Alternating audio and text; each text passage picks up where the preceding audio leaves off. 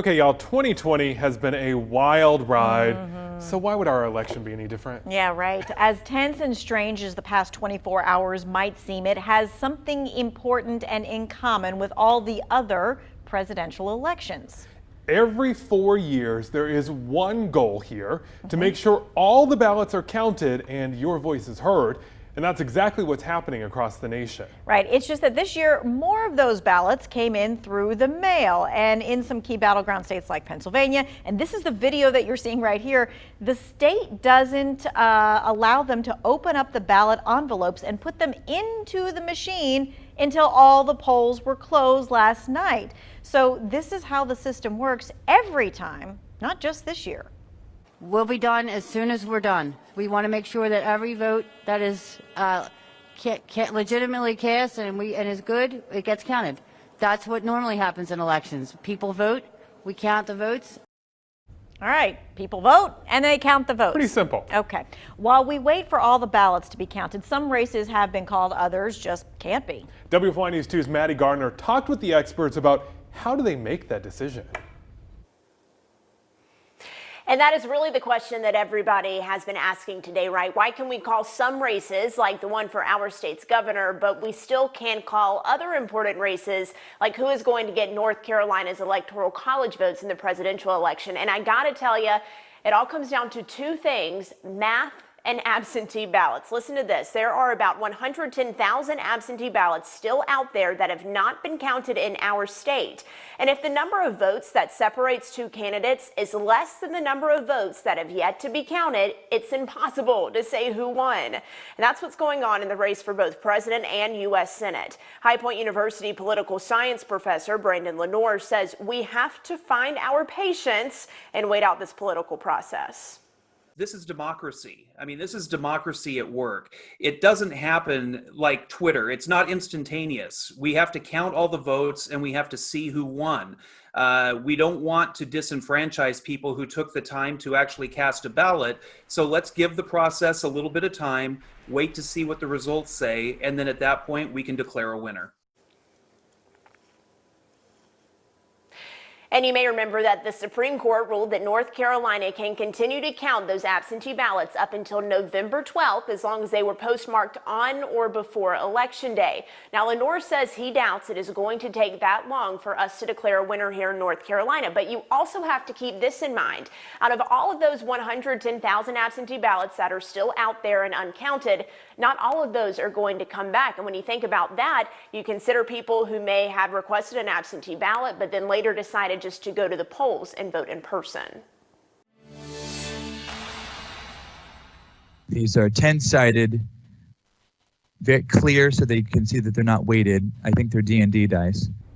Yes, our elections process to make all the votes official includes a roll of the dice. Today begins what is known as the canvass. Let's take a look at what that actually is. The canvass is the official process of determining the votes have all been counted correctly. State and county board of elections audit the ballots, looking for problems like equipment tampering, ballot stuffing, voting machine, or counting errors too. The sample audit is something that happens every election. And what it is the day after the election, we compare the machine count to the hand count of two randomly selected samples. And a sample is either a precinct, an entire one-stop site, of all of your absentee by mail ballots for a county. Okay, but I bet you're still wondering about those dice. The state elections office decides that sample audit by using the dice, where they're going to go. That's right. This is so that every election is random on which precincts that they pick. The canvass period runs 10 days, so it began today and it ends Friday, November the 13th.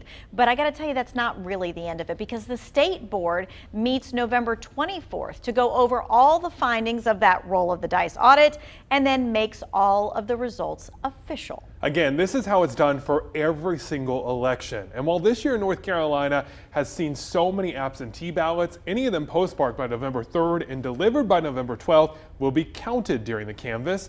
Those extra days do not move the official results days, though. I'm Grace Holland in downtown Greensboro. Behind me you can see there is a group of people who are here. They are calling for every single vote to be counted. The Guilford County Board of Elections director says that 1,300 more mail-in votes have arrived at the Board of Elections since Tuesday, and they're going to continue to keep accepting those ballots until November 12th, which is next Thursday. And I also got an update today from the Board of Elections director. She will be showing you more of what you need to know as those ballots continue to be counted coming up at 6. All right, let's take a trip down memory lane to the year 2000. Do you remember this? That's right, a hanging Chad. The Halloween costumes. I know, and that's what many consider to be the deciding factor of the 2000 election. Now, you remember George W. Bush versus Al Gore. That election had to be determined by the Supreme Court, and of course, the Chads were all part of it. It took weeks to get results because Florida was a toss-up and frankly a mess. Yeah. George Bush was originally named the winner of Florida, but the win was later rescinded after election officials said it was too close to call. So what happened next? All right, more than 40 lawsuits over voter suppression were filed. The Florida State Supreme Court, they ruled in favor of a recount. The U.S. Supreme Court, though, they stepped in. Finally, the High Court ruled by a 5-4 vote that the time had just run out to come up with a solution. The ruling stopped the race with Bush in the lead more than 1 month after Election Day. Yeah, so just keep that in mind. Well, the weather has been beautiful. Yesterday was beautiful, today beautiful as well, and thank goodness for that, right? We don't have the weather to worry about, and that's a good thing. Right now, we're kind of in that golden hour time frame where the sun has just gone down. We kind of have that afterglow going on. 62 your current temperature, and across your hometowns, generally in the 50s in some of the cooler areas to still mid-60s in other spots. So altogether, very, very comfortable. Now, this time of year can be a little confusing on kind of how to dress. Early on, you need to bundle up. It was in the 30s this morning, but look how quickly it warmed up from 20 degrees from 7 in the morning through 10 in the morning, 37 to 57. That can happen, and that'll happen again tomorrow. I expect us to be right there in the upper 30s to around 40 for your morning lows. Full sunshine, so we have no problem warming up yet again. This is how your Thursday goes. Tomorrow is Thursday, they tell me. Upper 60s, close to 70 for the afternoon, and more mild air, warmer weather, generally kind of day by day throughout the week. It is a quiet weather pattern, and that should continue through at least the upcoming weekend. Watch what happens. We go into Saturday and Sunday. Could see a couple of extra clouds, and I do maintain a slight chance of a shower Sunday into Monday. We'll start to watch more carefully Tuesday, Wednesday, Thursday. That's when we could start to get some more rain back into the triad. Another tight race, one that can't be called as of yet. North Carolina Attorney General. Incumbent Josh Stein is leading 50% to Jim O'Neill at 50%. And it doesn't seem like it's leading, but we want to show you the percentages, just tell you part of the story. So here's the other part of the story, because when you break down the actual voting numbers, there's a little more than 10,000 votes separating them. With that kind of lead, there's not a call for a recount if it would stay that way. But there are still ballots out there to be counted, so it's another waiting game. Here's how both candidates are looking at it. I'm very confident in my position after last night. Clearly, we are a divided state and frankly, a divided country.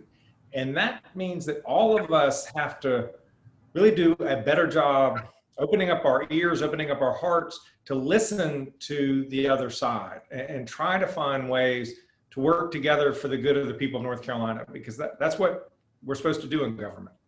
You know, I'm so grateful to all of our supporters across the state that helped me get to the point we're at today. You know, it's very, very close still, as you know, Ben, and there are more than 100,000 requested absentee ballots that are still unaccounted for, and we're anxious to see how that's going to play out. Of course, we have to wait until every vote is actually counted before we make any decisions in this case. All right, while there are still some tight races in our state, we do know one thing for sure. The balance of power at the General Assembly, it's going to stay red while our governor is blue. Republicans will keep control of both the House and the Senate in our state, but they did not gain back veto-proof majorities that they had for most of the last decade. That means if our Democratic governor, Roy Cooper, vetoes something, it's going to be near impossible to overturn his decision. So hopefully both the sides, they better learn to work together. And as the sun came up over the Capitol building this morning in D.C., election results were starting to shed a little light on who would be in power there. Right now, CBS News says the House of Representatives will likely remain under Democratic control, but political experts say don't count all those eggs before they're hatched, stressing that the Democrats in the House have fallen short of their pre-election goals. The House predictions going in are a prime example of what I would call this irrational exuberance. Among the notable races, the QAnon supporter Republican Marjorie Taylor Greene is projected to win her Georgia district. The president's former physician, Ronnie Jackson, took a House GOP seat in Texas, and freshman incumbent Alexandria Ocasio-Cortez retains her New York seat. Again, CBS News only says the Democrats are likely to retain the House. They haven't made any final predictions yet. Right, but last night, House Speaker Nancy Pelosi said she's very proud that Democrats have reportedly kept control. Our purpose in this race was to win so that we could protect the Affordable Care Act and that we could crush the virus. Now, control of the Senate has been even more up in the air today. Right. In order to take control, Democrats needed to flip 4 seats. Democrats thought one of their shots was right here in North Carolina. As you can see, it ended up being and is still a really tight race. Republican Tom Tillis actually declared victory last night, but the Associated Press and CBS News, they're still waiting to find out how many more mail-in ballots are out there. Another race where Dems had some hopes was overtaking Senate Majority Leader Mitch McConnell in Kentucky, but he was reelected to his 7th term. He is now the longest-serving Republican leader in U.S. Senate history. I don't know whether I'm going to be the majority leader or the minority leader. As I've told you, I've been both. Majority is better, and but we're awaiting the judgment of the American people. And we can't leave talking about the Senate race without talking about our neighbor to the south, Lindsey Graham. Although Democratic candidate Jamie Harrison outraised Graham by a significant amount, it was not enough to flip the Senate seat in the deep red state. Graham led the high-profile confirmation hearings for Judge Amy Coney Barrett and has also made multiple headlines for his relationships with President Donald Trump. Okay, so let's check the big map here, our interactive map, to find out what needs to happen for the Senate to be decided. We need 2 more Republicans or 3 more Democrats. Now, let's look at what's up for grabs at this point. We already told you about North Carolina, that it's probably going to go to the Republicans if things stay the same, if there's not extra ballots that come in from those mail-ins. There's a Georgia special election we're waiting on, as well as a Georgia race that we need to hear more about. And in Alaska, let's check on that. Right now, it is still too close to call according to all the polls, but the Republican there is leading by 63% compared to 31%. They're waiting for a lot of extra ballots to come in there too. Hey, while we're here, let's take a quick look at the presidential race as well. We know that just recently, Michigan has been called by CBS News for Joe Biden. All eyes now are on Nevada, Pennsylvania, North Carolina, and Georgia. All right, it's like clockwork. The presidential election comes around every 4 years. Stocks go up and down every day, but the election can have a really big impact on the stock market. We're taking a look next.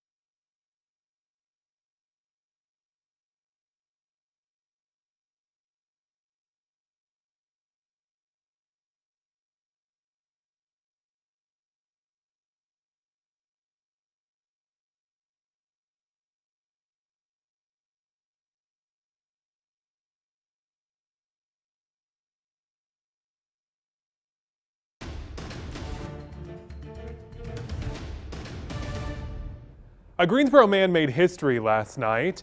Republican Mark Robinson will become the first state black lieutenant governor we've had in North Carolina. He will be the only elected official in North Carolina with both executive and legislative powers. He comes from humble beginnings and is number 9 of 10 kids, big family there. His passionate speech 2 years ago at a Greensboro City Council meeting on gun rights gained national attention. It propelled him into the Republican Party spotlight. He plans to bring his conservative views to his role on the State Board of Education, too. About wanting to maintain school choice and allowing all of our students and parents to decide where they go to school and how they're educated. Support for law enforcement is something he really plans to stand up for also.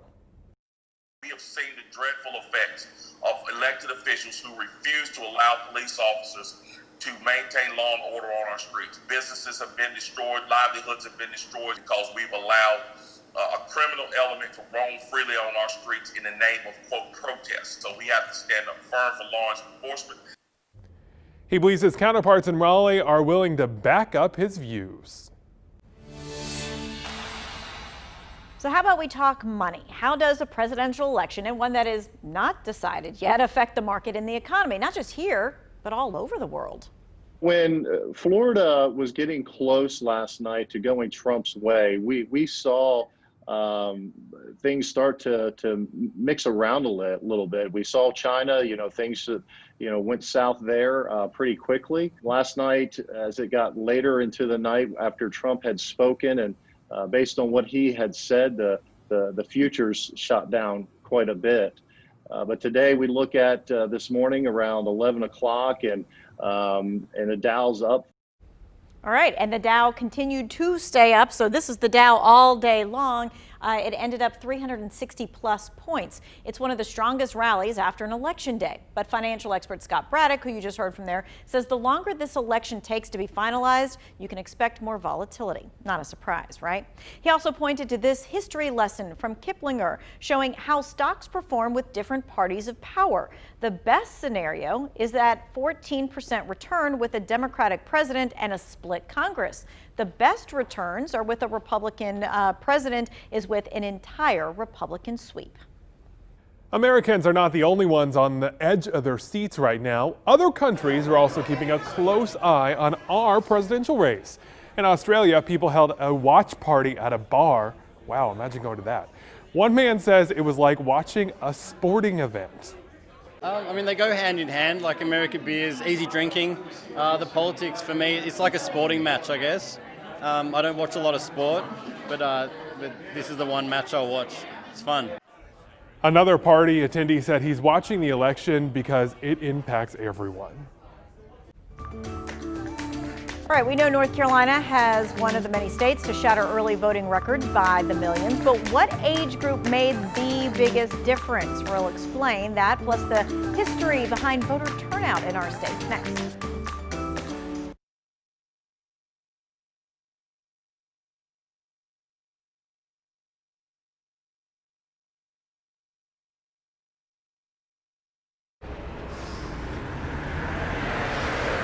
Live in downtown Greensboro on South Elm. Hey, mic check, 1, 2, 3, 4, 5, 6. Me and Sean are just practicing because I keep messing this up. Can you hear me? Hello. Thank you. Okay.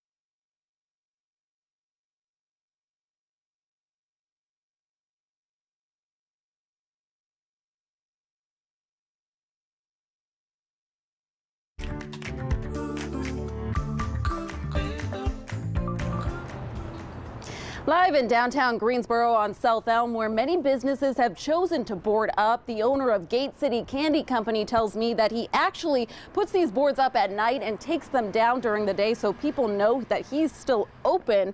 Now, businesses are saying this plywood is a precaution and peace of mind as we await the results of the presidential election. Across the nation, storefronts are doing the same. There are very strong opinions on both sides of the presidential election, no matter who you support, and these businesses don't want to be the target of any potential unrest. We'll have more coming up on WFMY News 2 at 6.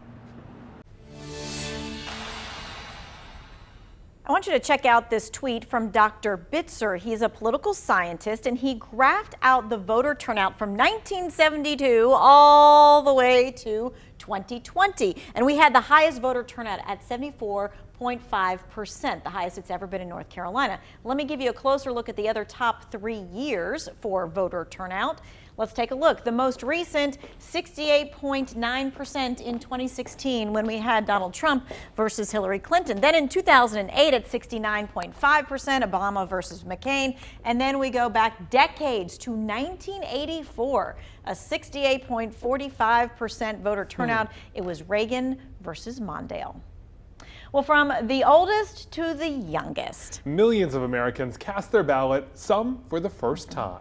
One Texas high school teacher took her entire classroom to the polls, not only to vote, but also to serve. For 18 seniors from Trinity Christian Academy, this polling place is their classroom today, as they see how the democratic process works by working it themselves. It's a civics lesson and a chance to finally exercise their civic duty. I feel like I had always heard about voting. I thought it was going to be a quick go in, it's done, nothing's different, but I was I don't know, I thought it was really exciting to have my say. These government students volunteered in 5-hour shifts, seeing firsthand the process of voting. They'll qualify the voter. They'll help organize. They'll help sanitize. They'll help direct. They have to do every part of it. It's interesting, all the people coming in, and it's nice to kind of see America in one way come together, in the sense that we all are voting and we all are picking, what we think is best for this country. Diane Harmon has made Election Day into a polling place field trip for the last 12 elections. She says it's a unique opportunity to bring the classroom to life. You can talk about demographics. You can talk about saying, well, the largest population that votes are going to be your senior citizens. You can talk that way, and then they see it. And to play a role in history. It's kind of exciting to know, hey, look back when I'm 30 years old or 40, say, hey, I worked the polls at 18 and got to be a part of that, and just kind of, given the circumstances, it's kind of cool. Happy birthday to you. All right, so that was Dot Foran voting on her 103rd birthday. Foran was born on November 3rd, 1917. She just voted in her 26th presidential election. She has lived through the 1918 Spanish flu pandemic, the Great Depression, several wars, and so much more, even the creation of the internet. Oh yeah, she says she's never missed a presidential election. She says she doesn't vote based on party, but on policy. What a good inspiration for us all. WFMY News 2 at 6 starts right after this break.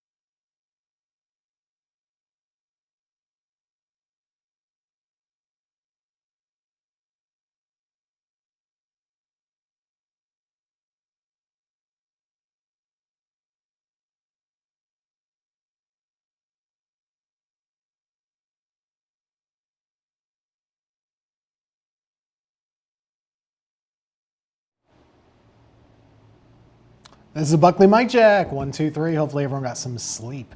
1, 2, 3, 4, 5. Hi there, Alabama, Alaska, Arizona, Arkansas, all these states. Some of them voted, some of them. 3 for 5, but the race to the White House still too early to call because 1, 2, 3. 1, 2.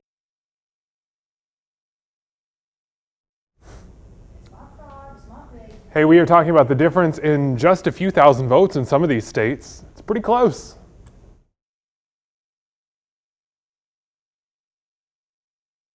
Rap every 5. I'm like, okay, I just started talking, but okay.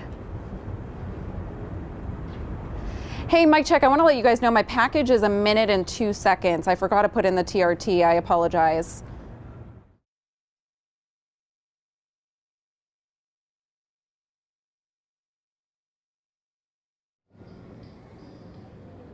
Behind me, a rally is wrapping up. Folks were out here calling so that every vote.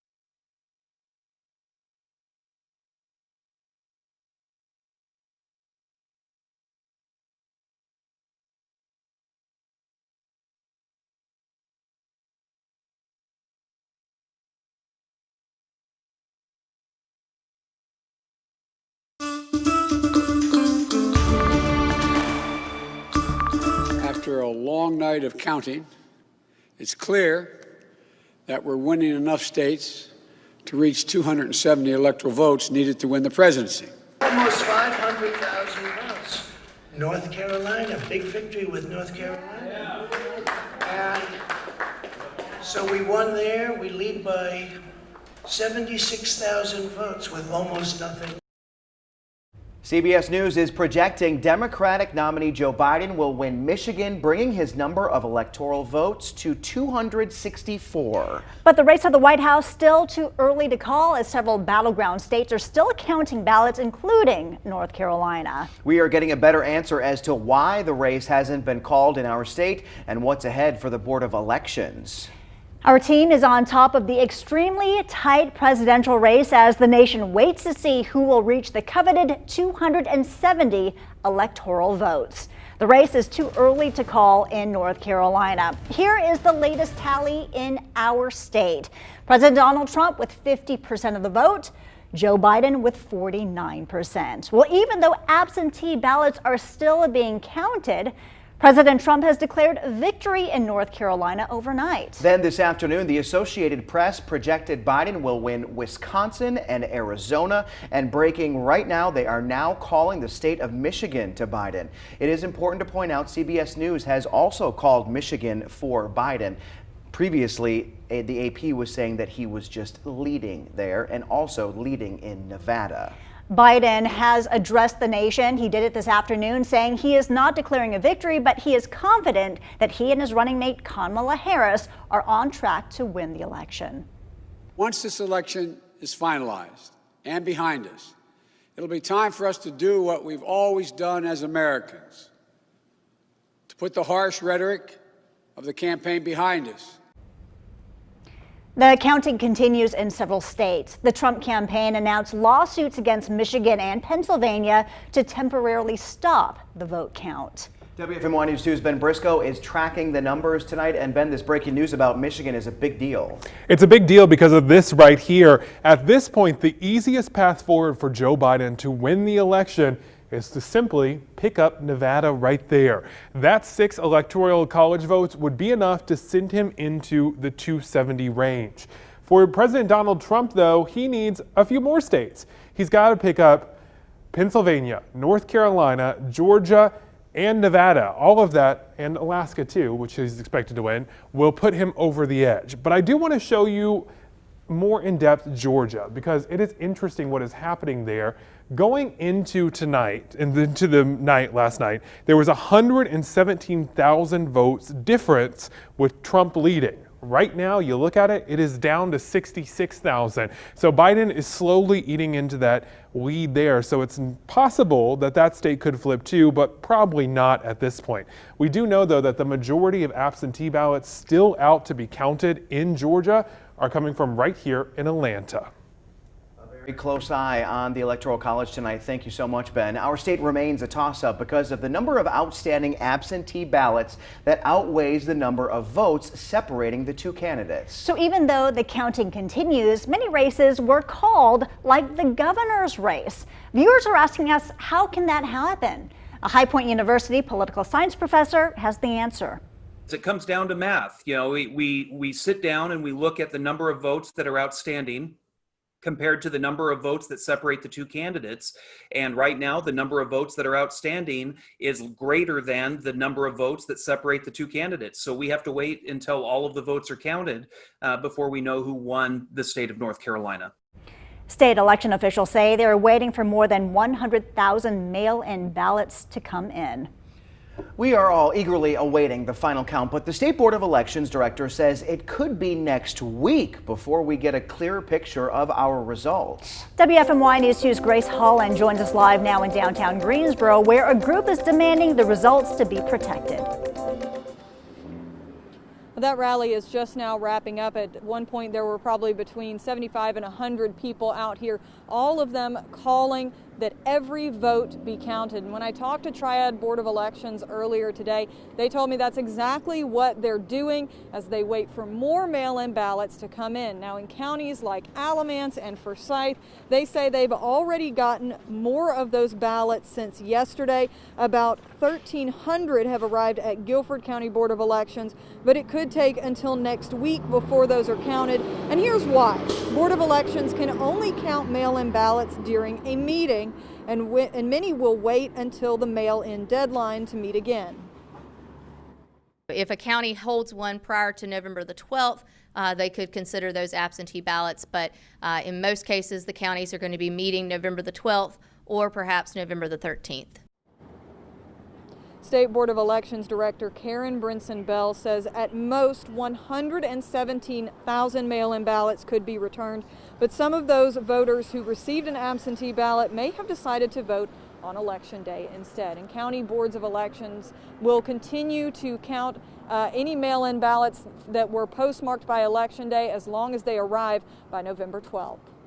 Grace, thank you. Another big race on the ballot. One of our U.S. Senate seats, you can see this one is a close one. Tom Tillis is currently in the lead with 49% of the vote. Tom Tillis celebrated last night, but the race has not been called yet. We're going to go back to Washington next week, and we've got to recover from COVID. But now I'm absolutely convinced we're going to have the right numbers to do that. In a statement today, Cunningham's campaign said the State Board of Elections is continuing to count ballots, and we plan to allow that process to be carried out so every voter can have their voice heard. Here is another tight race in our state, and that's for State Attorney General. Incumbent Josh Stein has 50% of the vote. Challenger Jim O'Neill also has 50%, a very close margin here. WFMY News 2 spoke with A.G. Stein about his race that is too close to call. He says it shows the division in our state and our country. And that means that all of us have to really do a better job opening up our ears, opening up our hearts to listen to the other side and try to find ways to work together for the good of the people of North Carolina.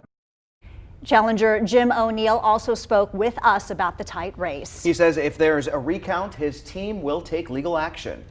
We intend on pursuing all available legal remedies, including and not limited to bar complaints against the Attorney General for his conduct during the course of this race, the dishonesty and misrepresentation, which are actually requirements that all lawyers must adhere to.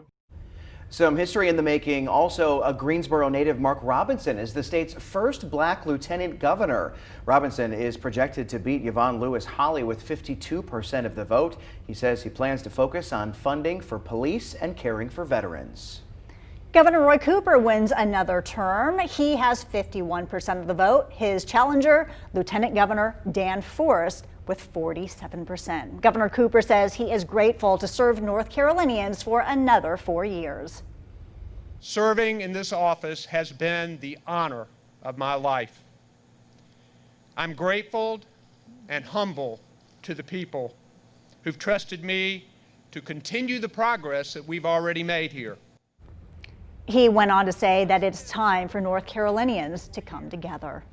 Guilford County voters approved a school bond but rejected a quarter-cent sales tax increase to pay for it. WFMY News 2's Adoria Chumba learned this split is complicating funding for Guilford County schools. Guilford County voters decided on two key school funding issues on the ballot. The school bond kicks off a $2 billion renovation and reconstruction master plan. We're happy that we got it passed. A pass to fix this. Dilapidated schools falling apart across the county. 72.5% of Guilford County voters were in favor of the $300 million school bond set to pay for fixes. So it will take a $2 billion investment over the next 10 to 15 years to get all of our schools up to the proper standard. So $300 million is just a drop in the bucket, but it's a jump start. But 66.94% of voters rejected a quarter-cent sales tax increase for a fourth time. You know, that a quarter cent would have generated about $19 million, which could have been used to retire debt on school construction, not just for this first phase, $300 million bonds, but additional phases. Now, county leaders will have to consider a hike in property taxes to facilitate the school debt. I think that's one of the options that will have to be seriously considered. As I said, there's not many options. Although we are disappointed that the sales tax did not pass, we'll see what the county commissioners do, and maybe we can try another referendum in a couple of years once people see that the $300 million has been used in a good way. And the next steps will now include the certification of the referendum, resolutions, and notification processes. And then GCS would have to work on the finance plans, budgets, the architectural designs, and the bid process. The issue of the property tax, though, won't come up till about 9 months to a year from now. Adore, thank you. In a statement today, GCS Superintendent Dr. Sharon Contreras responded, saying the bonds approved by voters on Tuesday are an important first step in ensuring all Guilford County students benefit from safe, quality learning environments for years to come. She went on to say the Board of Education will figure out plans moving forward. Quick update on your forecast, which has been beautiful throughout the week. The sunshine, that's going to continue, and even warmer weather looks to be on the way as we go over the next couple of days.